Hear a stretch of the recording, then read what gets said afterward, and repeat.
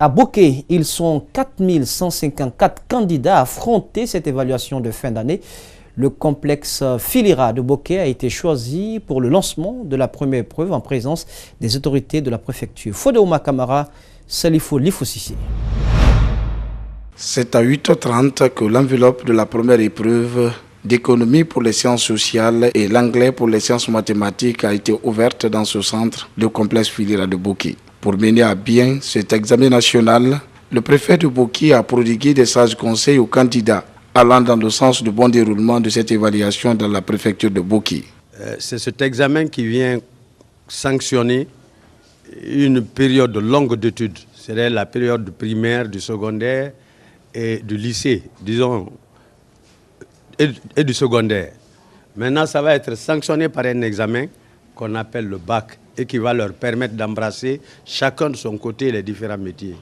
Donc, moi, je crois et je pense et mon souhait est que les enfants de Bokeh réussissent. Les délégués de ces deux centres du complexe Filira ont invité les candidats et aux surveillants le respect des règles édictées par le département en charge de l'éducation. Les examens, comme partout en Guinée aujourd'hui, c'est le lancement des épreuves bac unique. On a dit tolérance zéro. Donc j'appelle la vigilance des candidats, des surveillants, pour que chacun entre nous, on se donne la main pour que tout se passe dans les meilleures conditions. Et surtout, respecter tous les principes qu'on va leur dicter. Car la réussite, ça dépend non seulement de l'ensemble des acteurs, mais aussi et surtout les candidats.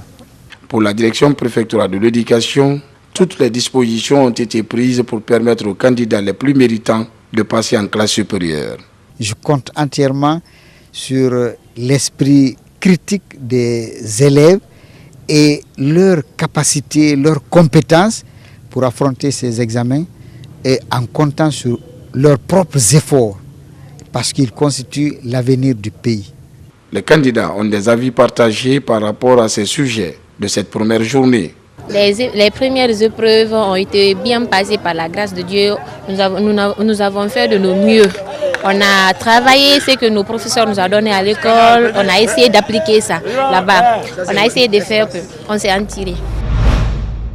Le baccalauréat unique, aussitôt lancé, des anomalies surgissent. Au lycée Kipé, les copies de l'épreuve mathématique étaient insuffisantes par rapport au nombre de candidats. Du coup, les surveillants étaient obligés de recopier au tableau l'épreuve avec tous les risques que cela comporte. Par ailleurs, des surveillants déplorent le faible niveau de certains candidats. Mamadou Kalisso, Ibrahima Sori Kamara.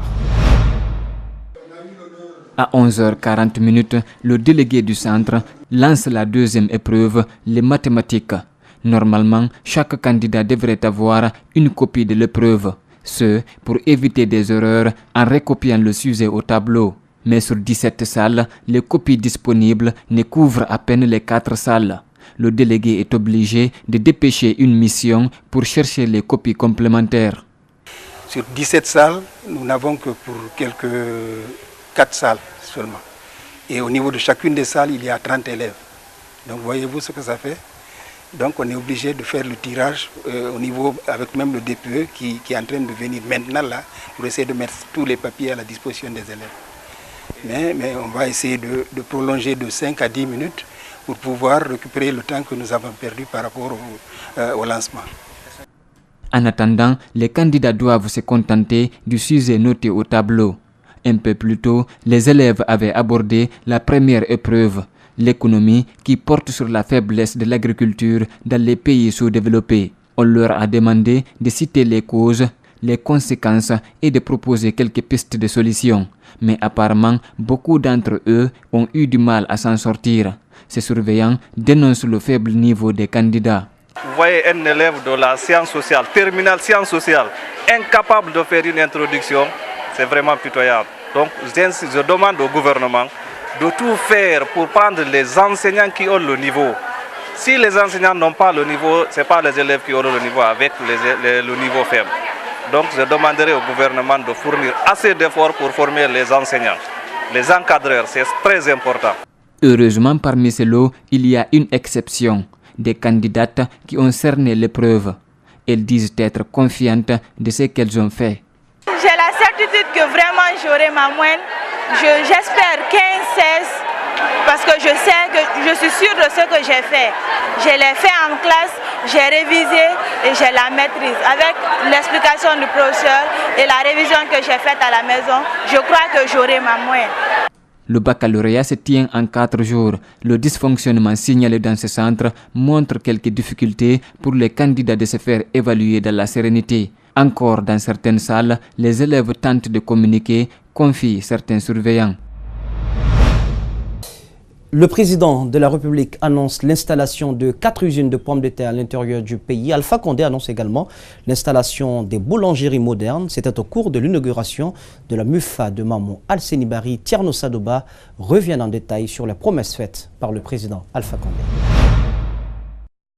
D'abord, le président de la République invite la banque Afriland First Bank à augmenter les prêts en faveur des MUFA.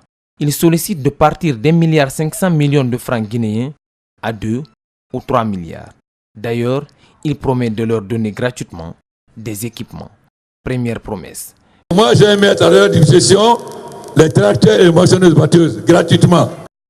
Désormais, aucun produit agricole brut ne sortira de la Guinée, souligne le président. En ce qui concerne la production de la pomme de terre, il indique avoir déjà acheté 4 usines et une sera installée à Mamou. Nous allons installer un à Timimadina et l'autre à Sumbarak. Il ne s'arrête pas là. Les jeunes auront leur part avec l'installation de boulangeries conteneurs. Chaque boulangerie conteneur peut faire 4000 pains par jour. Des machines de transformation de chips, de jus de fruits, tout sera installé pour le bonheur des femmes et des jeunes, promet le président. Nous allons accompagner tout le monde. On fait venir des décortiqueuses pour transformer les riz paddy en riz net. Il reste à savoir si les promesses seront réalisées. Inauguration de la MUFA de Mamou ce mardi, occasion mise à profit par le président de la République pour annoncer le rachat et l'exportation du fonio guinéen en Europe et aux États-Unis. Et pour cela, il compte équiper les MUFA de l'intérieur du pays. Al-Senibari, Tierno Sadoba. La Guinée produit 400 000 tonnes de fonio par an sur les 600 000 que produise l'Afrique. Et pourtant, cela n'impacte pas le panier de la ménagère ni le développement de la Guinée. Pour inverser la tendance, le président de la République promet d'équiper les MUFA de Mamou. Nous avons fabriqué des machines qui décortiquent, pilent et lavent le fonio. Madame Bari de Madina et Djakagbe et Madame Keita sont en train de distribuer ces machines dans toutes les sous-préfectures où on produit le fonio. Leur fonio sera racheté par l'État et revendu en Europe et aux États-Unis, annonce le président. J'ai nommé un conseiller commercial à Washington près de l'ambassadeur. Son rôle est de circuler pour aller présenter le produit dans les différents monoprix aux États-Unis. Donc nous encourageons les femmes à produire le fonio. Pour la présidente de la MUFA de Mamou, ces équipements vont renforcer l'autonomisation des femmes et surtout lutter contre la pauvreté en milieu rural. Les jeunes qui font l'émigration clandestine vont cesser de le faire. Tout ce qui arrive à l'enfant arrive à la maman. Donc c'est une grande joie pour nous. On va se mettre à l'œuvre. Nous allons travailler. Ces groupements de femmes et de jeunes de Mamou avaient déjà reçu des prêts d'Afriland First Bank. Tous, ou presque, ont été remboursés. Désormais, il s'agit de les encourager et promouvoir leur développement.